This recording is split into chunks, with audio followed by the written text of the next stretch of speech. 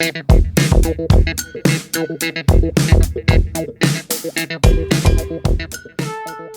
guys, what is up? This is Matthew Davis, me once again. Welcome back to another movie review, aka After I Saw. This time it is going to be on Sinners. This movie is directed by Ryan Coogler and stars Michael B. Jordan, who plays two characters, both being brothers. And these brothers are trying to leave their troubled past behind in favor of starting all over again back in their hometown. They bring people together and have a party one night, but a group of vampires show up and try to ruin the party for them. And of course, things are not going to end. They're going to end one way, in a very bloody fashion, probably. Now, what is the one thing that people like to complain about when it comes to modern cinema? That nothing is original anymore. It's all about sequels to 30-year-old movies. It's all about franchise revivals. It's all about live-action remakes. Something to bring the money in because it's all about quantity over quality. Well, let me tell you, that is not entirely true. Original films still do get made, but the problem is the marketing sucks so badly that people don't even give them a chance. Like, they don't go out to see them. And that's really a shame because it just doesn't give Hollywood the message that we want more originality, we want more new things, instead of things like the Snow White live-action remake.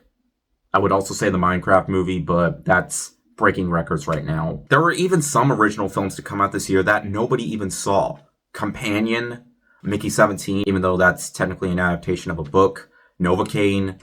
Hardly anybody went to go see those movies. I guess it's due to the fact that they didn't think that the movies would be all that good, or just due to poor marketing, pretty much, because it's always about, the sequels and the prequels and the live-action remakes, because that's all that people are focusing on. But director Ryan Coogler decided to make something with his own mind and bring it to life on the big screen, and it is done in such an incredible way. I cannot tell you how happy I am that Sinners was way better than it needed to be. In fact, it's probably my favorite film from Ryan Coogler. And I loved Creed. I loved Black Panther. Despite that having horrible CGI, it didn't really take away from its characters or its story. But this movie, in my opinion, is easily the best since the first Black Panther. I also like the second one, but it's more of a tribute to, Chadwick Boseman rather than feeling like a full movie. But hey, I enjoyed that movie.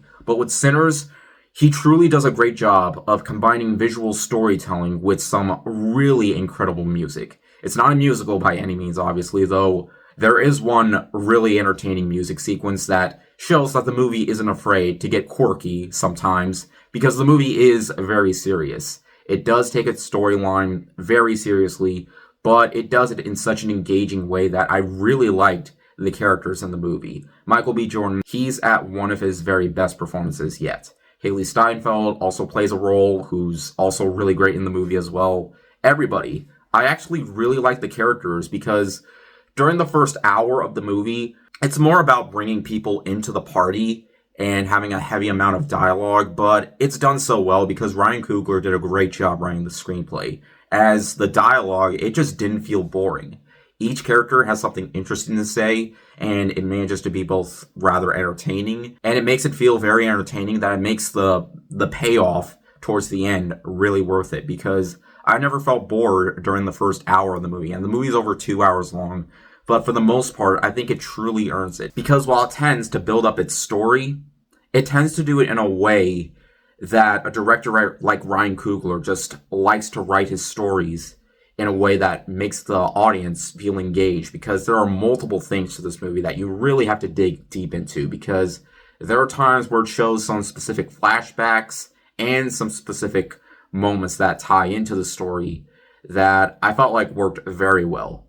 And I definitely see myself watching this movie again, because there was just so much to this movie that I'm surprised that kept me engaged, because there are often times where movies that just tend to be like popcorn fun and not really having too much to them, but still manage to be very entertaining.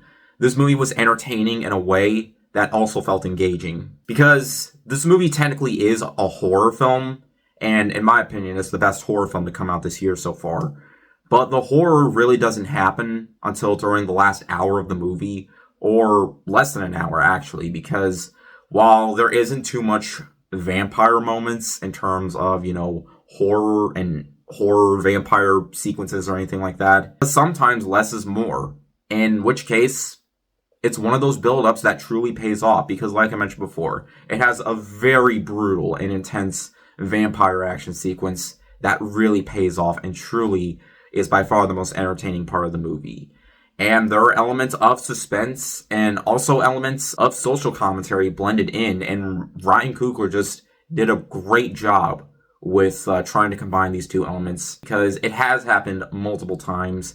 Jordan Peele has done that multiple times, and other directors when it comes to combining different types of genres, including horror, into one specific film. And it definitely feels like it's two different movies. The first hour being more of a heavy drama, dialogue-driven film, the second half feeling like a horror film.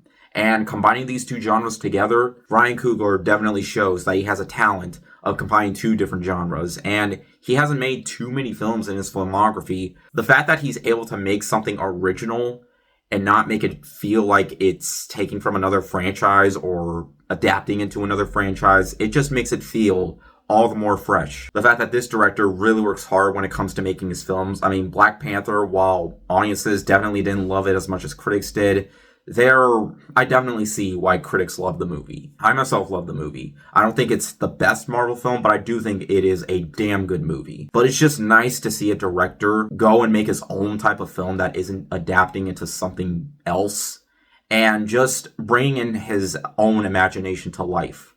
Well, sure, we've seen vampire movies before, and we've seen heavy drama films, but the way he directs the movie in a way that also feels unique and also very engaging. The fact that Ryan Coogler just manages to take the time to write his story and to direct it, making it fully pay off by the end. And also, I should also bring this up, just in case you guys decide to leave early as soon as the credits roll. Don't, because there is a mid-credit scene that truly makes it feel like the full ending, because it does seem to want to end in multiple different ways. But that happened with movies before. Take Return of the King. That's one of the greatest films of all time. And that had multiple different endings to it, or seems to end in multiple different ways. And I have complained about it before in other movies, but for this movie, it really didn't matter because I liked the multiple ways it tried to conclude. And I think by far, the mid-credit scene is truly the best way that it could have ended, which that obviously is how it fully ended. Though there is another end credit scene, but hey, I still thought it really paid off in the end. And there was hardly anything about this movie that I can truly nitpick. I guess there's one thing that I could. It's just, I guess when it comes to the cinematography, it does often feel dark at times, which I'm not sure if it might distract some of the audience members. It might, but it's something that I did notice, but it never really hurt anything for me. I was still visually stunned by how the way the movie is set up. It's in a Western setting, and it just looked absolutely incredible. And the movie was shot in IMAX film camera, and it does have those occasional moments where the bars are up, but then sometimes they aren't. One sequence in particular has the bars go away, but it's during one specific scene that I thought was fully necessary. And I could go on of how happy I am that a movie like this is still being released in modern time. And it's great to see it from a director that has already made so many great films before, but this, in my opinion, is his best work yet. And in the end, guys, I was more than happy with Sinners. It's a genre-defining film of this generation and might become a classic in the future because it has so many elements that combines multiple different genres into one while also having good meaning behind it and entertainment, and a final act that, in my opinion, truly pays off. It has entertainment, it has characters that I liked, it's well directed, it's very well written. It's by far one of the most fun times I've had at the movie theater. And because I wasn't in an auditorium where people just threw popcorn because a specific meme sequence happened, it made me enjoy the movie even more. And I just hope to God it does well. Because I know the Minecraft movie is just going to top the box office again, but guys, if you want to see more original movies, go and see this. Because we need to send Hollywood a message that we want more movies like this. We want more original ideas. We want new, fresh ideas. And while this has elements from other movies that have been done before, it still has a good amount of originality to it because it's not based off of a book. It's not based off a short film or anything like that. It's a new idea from a very talented director. And I want more like this. I don't want more live action Disney remakes. I don't want more sequels to older films, even though there have been some that I did enjoy, but I get more excited for movies like this. I get more excited for this than a new comic book film because, hey, I'll see the new Superman, but these are the types of movies I want to see more of. And if this movie does well, which I hope it does, but it probably won't do well, it should just send a message that movies like this are what we want to see more of. I know I'm repeating myself, but it needs to be said. I don't want this to be an era of all about being reboots and remakes, because it's just good to see something new. And this feels new, it feels fresh, it's from a really talented director who's done a franchise revival and an adaptation of a comic book. But the fact that he can also make a movie like this, it just makes me happy that they can still be made if given to the right people. And it was definitely given to the right person. Go out and see this movie. And with the minor nitpicks I had, it doesn't ruin anything. I consider this film a masterpiece that needs to be seen on the biggest screen.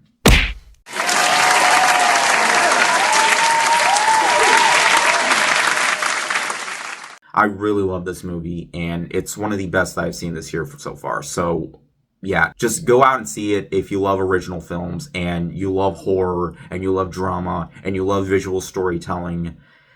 Yeah, I'm gushing about it too much. I'll just leave it off there. But anyways, thank you guys so much for watching. If you enjoyed this video, make sure to like and maybe subscribe for more. You can also follow me on Twitter or Instagram or maybe Blue Sky. Give me a follow if you can. And I'll see you guys later. Word out.